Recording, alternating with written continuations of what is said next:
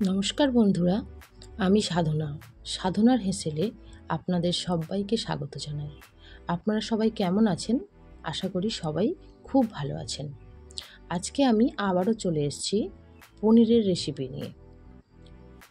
বাড়িতে আপনাদের যে দুধ থাকে সেই দুধ দিয়েই আপনারা খুব সহজেই বানিয়ে নিতে পারেন নরম এবং তুলতুলে পনির। তো আমিও আমার বাড়িতে যে গরুর দুধ থাকে সেই গরুর দুধ দিয়েই বানিয়ে নিয়েছি এরকম নরম তুলতুলে পনির। তো চলুন বন্ধুরা, দেখে নেওয়া যাক। প্রথমেই একটি কড়াই আমি ওভেনে বসিয়ে দিয়েছি এবং তাতে অল্প একটু জল দিয়ে দিয়েছিলাম, কারণ দুধটা যাতে তলাতে লেগে না যায়। তারপর আমি এখানে 1 লিটার পরিমাণ দুধ দিয়ে দিয়েছি।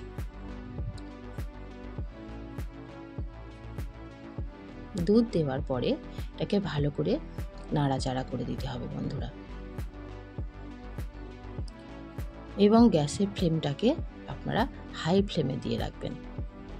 এবং এইভাবে কিছুক্ষণ গরম হওয়ার পর দুধে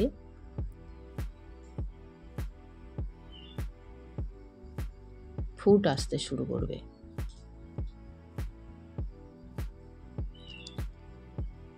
আমার দুধটা ফুটে উঠেছে। ফুটে ওঠার পরে আমি দুধে অ্যাড করে নিয়েছিলাম ক্যালসিয়াম ল্যাকটেট পাউডার। আপনারা পাতিলেবুর রস বা ভিনেগার দিয়েও দুধ কাটিয়ে নিতে পারেন। আমার দুধটা কাটানো সম্পূর্ণ হয়েছে এবং দেখুন বন্ধুরা, দুধটা কেটে সুন্দরভাবে ছানা হয়ে গেছে।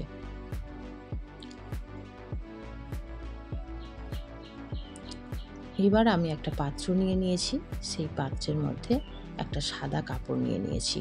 আপনারা বন্ধুরা সাদা কাপড়ে নেওয়ার চেষ্টা করবেন, অন্য কোনো রঙিন কাপড় নিলে কিন্তু ছানাতে রং লেগে যেতে পারে।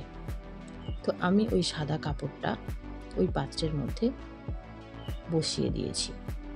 তারপরে আমি ছানাটি কাপড়ের মধ্যে ঢেলে দিয়েছি। এরপর আমি কাপড়টিকে চারিদিক থেকে ভালো করে ধরে নেব। ধরে নিয়ে এটার জলটাকে চেপে চেপে যতটা সম্ভব বের করে নিতে হবে বন্ধুরা। ভালো করে চেপে চেপে ঘুরিয়ে ঘুরিয়ে যতটা সম্ভব হয় জলটাকে ভালো করে বের করে নিতে হবে। দেখুন বন্ধুরা, আমি ভালো করে ঘুরিয়ে ঘুরিয়ে এবং চেপে চেপে ছানার মধ্যেকার জলটা প্রায় সবটাই বের করে নেওয়ার চেষ্টা করছি। কিন্তু তাও বন্ধুরা, এত চেপে নেওয়ার পরেও কিছুটা জল ছানার মধ্যে থেকে যায়। তো এই জলটা আপনারা ফেলে দেবেন না। এই জলটা দিয়ে আপনারা রুটির আটা মাখতে পারেন, রুটি খুব সফট হয়। এবার আমি এই যে চেপে নেওয়ার পর একটা ছোট্ট গিঁট দিয়ে দেব। এটা দিলে বন্ধুরা ছানাটা চারিদিকে সরে যায় না। দিয়ে ভালো করে এটাকে হাতের মধ্যে একটু শেপ দিয়ে নেব। বেশি পাতলা করতে হবে না। বেশি পাতলা করলে এর উপরে যে ওয়েটটা চাপা পড়বে সেটাতে ছানার পনিরটা কিন্তু আরও পাতলা হয়ে যাবে।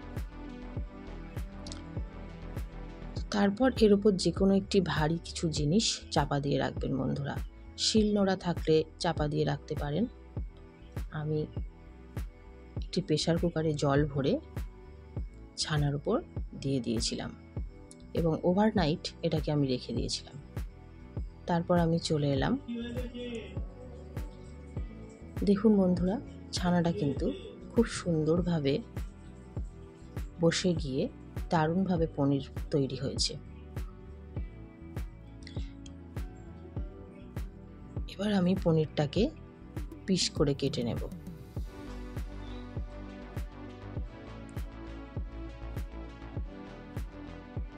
দেখুন বন্ধুরা, কি দারুণভাবে পিসগুলো হচ্ছে, একটুও কিন্তু পনির গুঁড়ো হয়ে যায়নি বা ফেটে যায়নি।